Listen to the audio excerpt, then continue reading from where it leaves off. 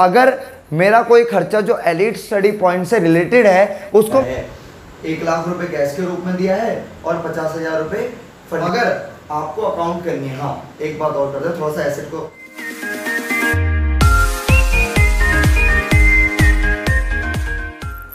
Hey guys, this is Suresh Singh, elite study point. और आज की क्लास में हम स्टार्ट करने वाले हैं क्लास 11th का बेसिक अकाउंटिंग टर्म्स, जो आपके लिए एक बहुत नया चैप्टर है। सभी जो बच्चे क्लास 11th में आए हुए हैं उनको पता है कि हम एक नए प्लेटफॉर्म पर आ गए हैं, तो यहाँ पे कुछ नई चीज़ें आपको सीखने को मिलेगी। सबसे फर्स्ट सब्जेक्ट जो आपको नया सीखने को मिलेगा वो है आपका अकाउंटिंग। तो उसका जो पहला चैप्टर उसको स्किप करते हुए हम सेकंड चैप्टर पढ़ रहे हैं। सेकंड चैप्टर ज़्यादा ज़रूरी है पढ़ना, क्योंकि उसके अंदर पूरी अकाउंटिंग की टर्म्स बताई गई हैं जो आज हम स्टार्ट करने वाले हैं आपके साथ। ठीक है, तो चलिए शुरू करते हैं। पहली चीज़ है ट्रांजैक्शन। तो आप सबको पता होना चाहिए और पता होगा भी, शायद आपने अपने डेली लाइफ में बचपन से सुना होगा क्लास 10 तक। अभी आप इतने बड़े हो गए हो कि क्लास 11th में आ गए हो, आपको पता होना चाहिए कि ट्रांजैक्शन का मतलब क्या होता है। नॉर्मल भाषा में ट्रांजैक्शन का क्या मतलब होता है? तो नॉर्मल भाषा में ट्रांजैक्शन का मतलब होता है कि एक चीज़ के बदले दूसरी चीज़ लेना। ठीक है, जैसे अगर मैंने आपको पेन दिया और आपने मुझे 20 रुपये दिए, ठीक है, तो this is called transaction. And transaction दो टाइप की होती है, एक बिजनेस ट्रांजैक्शन और एक नॉन बिजनेस ट्रांजैक्शन। तो हम जो अकाउंट्स में पढ़ने वाले हैं, व्हाट इज अकाउंट्स एंड ये सारी चीज़ें क्या हैं, धीरे धीरे डीप में समझेंगे। पहले थोड़े से ट्रांजैक्शन को, थोड़ी सी बेसिक टर्म्स को हम पढ़ लेते हैं। मैं आपको अकाउंटिंग भी समझाऊंगा और अकाउंट्स भी समझाऊंगा, ध्यान से देखें। तो ट्रांजैक्शन का मतलब होता है आपका किसी भी चीज़ के बदले कोई चीज़ देना। ठीक है, तो ये दो टाइप की होती हैं ट्रांजैक्शन, एक बिजनेस ट्रांजैक्शन और एक नॉन बिजनेस ट्रांजैक्शन।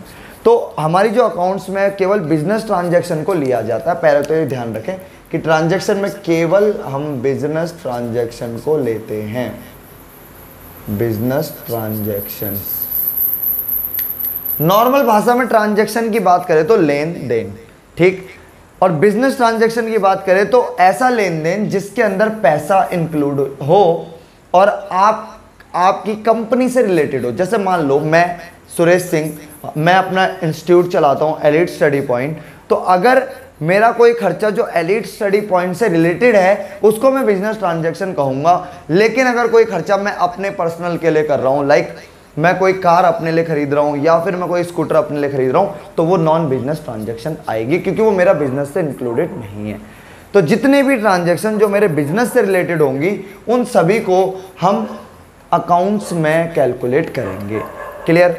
ये बात समझना ज़्यादा ज़रूरी है, क्योंकि कई सारे लोग आपको ये बता देते हैं कि भाई बिजनेस ट्रांजैक्शन वो ट्रांजैक्शन होती है जो पैसों में इंक्लूडेड होती है। भैया वो ट्रांजैक्शन भी जो मैं अपने पर्सनल यूज़ के लिए कर रहा हूँ, लाइक मैं अपने घर के लिए टीवी खरीद रहा हूँ, मैं अपने घर के लिए एलईडी खरीद रहा हूँ, या फिर मैं अपने घर के लिए कुछ भी अदर सामग्री खरीद रहा हूँ जो मुझे मेरे पर्सनल काम के लिए यूज़ में आए, तो फिर मैं उससे कह देता हूँ कि भैया ये जो है बिजनेस ट्रांजैक्शन होगी, क्योंकि मॉनेटरी टर्म्स में है। लेकिन ऐसा नहीं होगा। ऐसी सभी ट्रांजैक्शन जो मेरे बिजनेस को करते वक्त यूज़ होगी, लाइक मैंने मान लो एक मशीन खरीदी जिससे मैं आगे प्रोडक्शन करूँगा, तो वो मेरे बिजनेस से रिलेटेड हो गई, तो वो मेरी बिजनेस ट्रांजैक्शन हो गई। क्लियर? तो हमारे अकाउंट्स में ट्रांजैक्शन को दो भागों में बांटा गया, business transaction and non business transaction. और नॉन बिजनेस ट्रांजैक्शन को अकाउंट्स में इंक्लूडेड नहीं किया जाता। तो हम केवल बिजनेस ट्रांजैक्शन की बात करते हैं जो हमारे बिजनेस से रिलेटेड है। तो इतना समझने के बाद हम बात करते हैं अकाउंट्स की। What is accounts? एंड इसी के साथ एक वर्ड और आया था अकाउंटिंग। दोनों में जमीन आसमान का फर्क है दोस्तों। इस बात को समझना कि अकाउंट्स हमारे लिए एक अलग चीज़ है और अकाउंटिंग हमारे लिए अलग चीज़ है। कैसे वो अलग चीज़ है? देखो, अकाउंट्स क्या होता है? अकाउंट्स एक टी शेप का एक चिट्ठा टाइप का होता है जिसके अंदर हम सभी ट्रांजैक्शन को डालते हैं, जिसमें हमारे खर्चे आ गए तो किसी में लेफ्ट साइड में लिख लिया, किसी में राइट साइड में लिख लिया। लेकिन कोई अगर आपके इनकम आ गई उसको कोई राइट साइड में लिख लिया, तो दो साइड हमारी अकाउंट्स की होती है। तो अकाउंट्स एक ऐसा चिट्ठा होता है जिसके अंदर हम ट्रांजैक्शन को रिकॉर्ड करते हैं और एक पर्टिकुलर हेड के अंदर। मान लो जैसे मैंने क्या कहते हैं मशीनरी अकाउंट बनाया, तो उसमें मशीनरी से रिलेटेड खर्चे और मशीनरी से रिलेटेड मेरी इनकम्स को मैं दिखाऊंगा। ठीक है, अकाउंटिंग में थोड़ा आपको चैप्टर 1 में समझाऊंगा, पहले मैं आपको ये बेसिक समझा दूँ तो आपको पहला चैप्टर समझने में बहुत आसानी होगी। क्लियर? तो अकाउंट्स क्या होता है? अकाउंट्स एक ऐसा चिट्ठा होता है जिसके अंदर हम अभी सभी अपने खर्चे और इनकम का ब्यौरा देते हैं।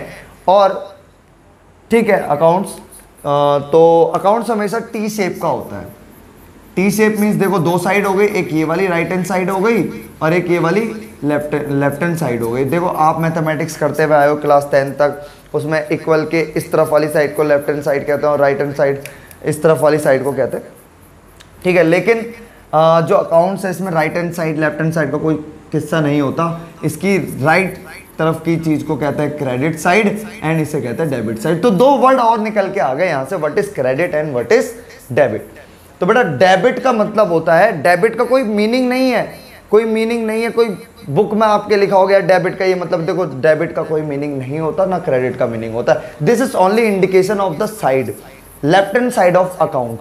तो ये अकाउंट के लेफ्ट हैंड साइड को डिफाइन करता है या दिखाता है, इंडिकेट करता है, उस साइड को हम कहते हैं डेबिट साइड। एंड जो राइट हैंड साइड होगी उसको हम क्रेडिट साइड से दिखाएंगे। क्लियर? उसके बाद हर अकाउंट की हेडिंग होती है, लाइक अगर ये मशीनरी का अकाउंट बना रहे हैं तो हम इसको कहेंगे मशीनरी अकाउंट। ये अकाउंट हम प्रॉफिट एंड लॉस का बना रहे हैं तो इसे कहेंगे profit and loss account, and बहुत सारे अकाउंट। क्लियर?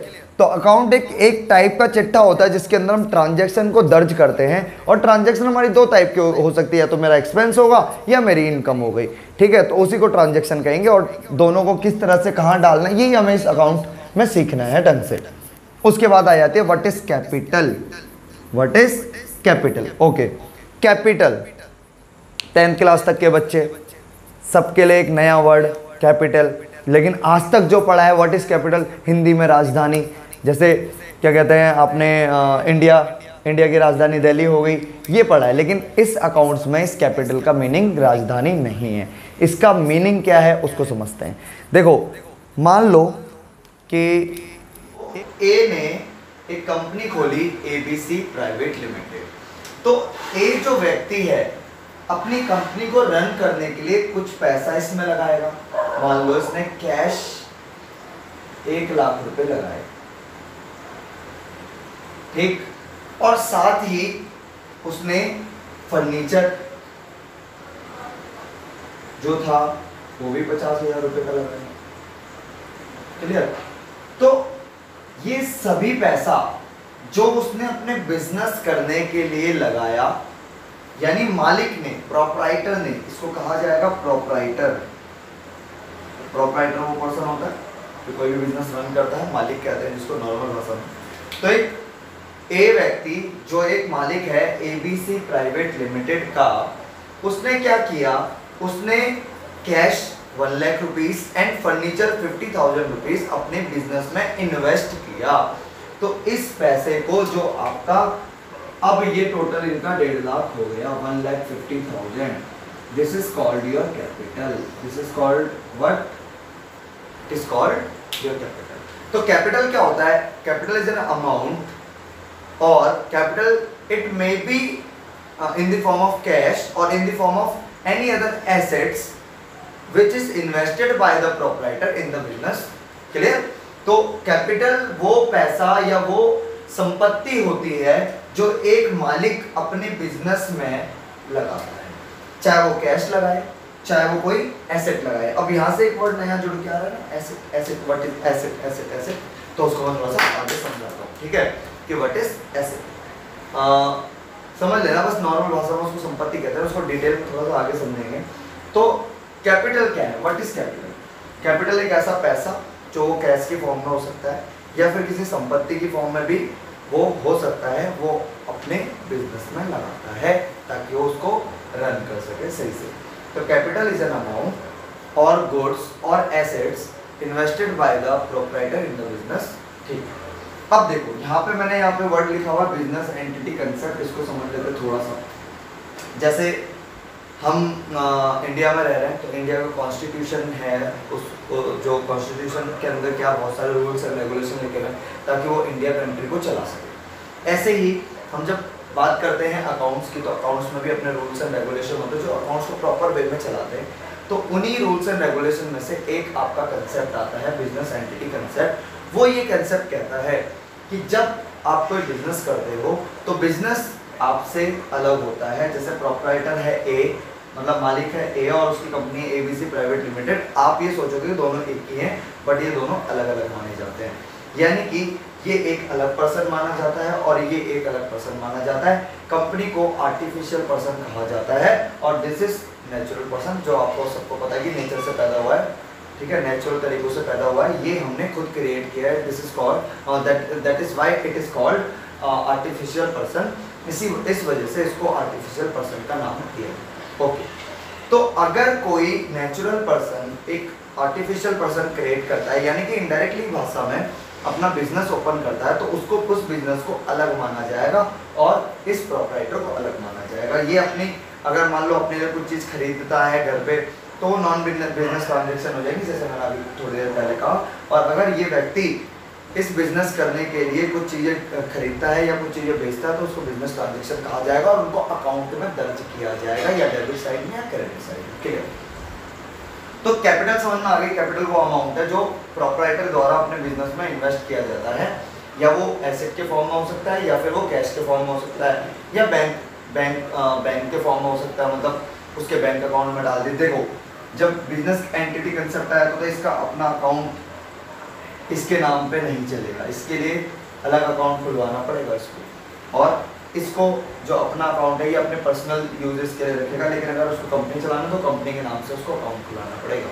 ठीक, तो अगर वो ये मान लो ए पर्सन अपने बैंक अकाउंट से इसके बैंक अकाउंट में पैसा ट्रांसफर करता है, तो उसे कहेंगे कैपिटल। अब देखो कैपिटल का मतलब क्या होता है और उसका नेचर क्या होता है, थोड़ी देर में समझेंगे इस चीज़ को। Thank you for watching this video, and अगर आपको ये वीडियो पसंद आई हो तो आप लाइक जरूर करें, सब्सक्राइब जरूर करें, क्योंकि हमारी टीम पूरी मेहनत कर रही है और करती रहेगी। मैं बोल रहा हूँ हमारी टीम आपके साथ रहेगी हमेशा, भले ही थोड़ा सा टाइम हमको लग जाए, क्योंकि अभी स्थिति ऐसी चल रही है कि हम वीडियो नहीं बना पा रहे हैं, लेकिन प्रॉमिस करते हैं कि आपका साथ रहेगा तो हम भी आपको अपना साथ देंगे। तो आपका साथ ज़्यादा जरूरी, चैनल को सब्सक्राइब करना ना भूलें और बेल आइकन दबाएं। थैंक यू, मिलते हैं अभी।